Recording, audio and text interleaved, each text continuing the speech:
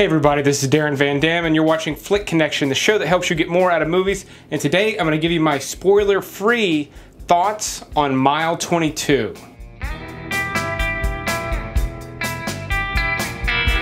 So I'm just coming from a screening of Mile 22 starring Mark Wahlberg, directed by Peter Berg, who most recently did a slew of good movies including Lone Survivor, Deepwater Horizon, and Patriots Day.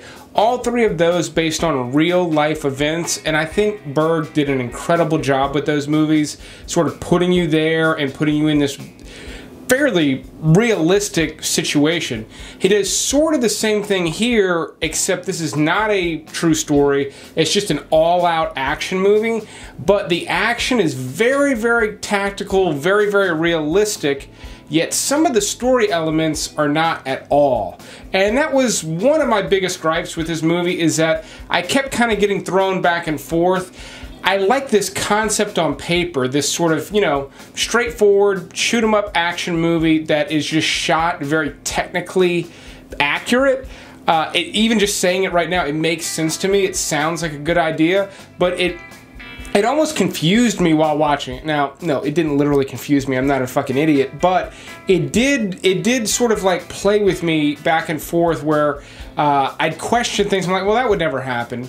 But it's little things you would never question in a movie like Die Hard. Yet I'm questioning them here because so much of the other elements feel so real and so technically accurate.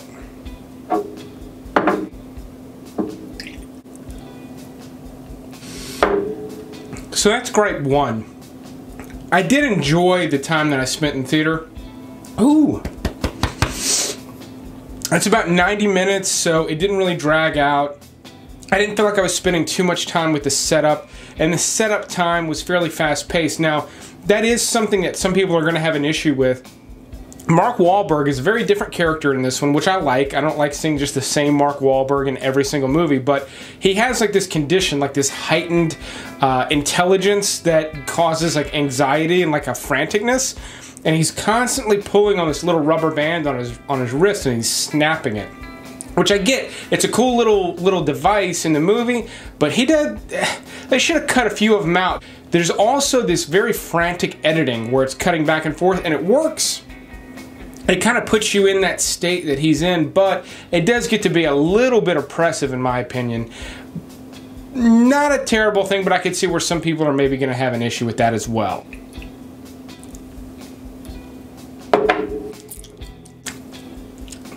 Now, one thing I really liked, and I always like, is the gunfire. I need a second there. The gunfire in this movie is very, very loud.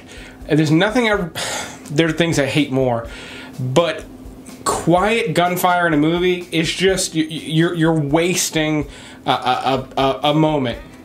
Gunfire, I've said it on this channel before, gunfire is very, very loud. I mean, it damages your hearing if you don't have hearing protection. Just shooting a 9mm handgun can cause permanent hearing damage outside. So the guns they're using in movies like this are very high powered, very, very loud. And to just have them kind of pop, pop, pop, why not just bump the volume up on them, make them more realistic, and really put the audience in an intense situation?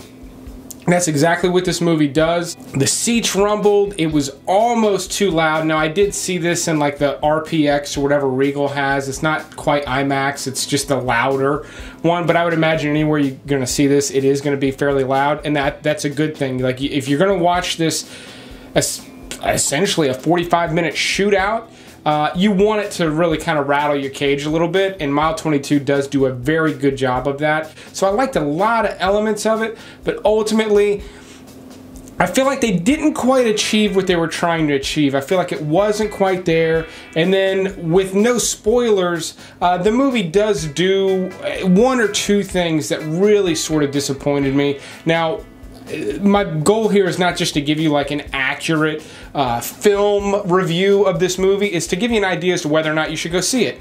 If it looked good to you in the trailers, you will probably enjoy this movie. If you didn't have a particular interest in it, I would say don't go out of your way to see this one. But if you like the shootouts, if you like the way I'm talking about it, like the real tactical stuff, you're gonna dig it at least. Even if you don't like the way certain things are done, you're gonna enjoy the movie for the most part.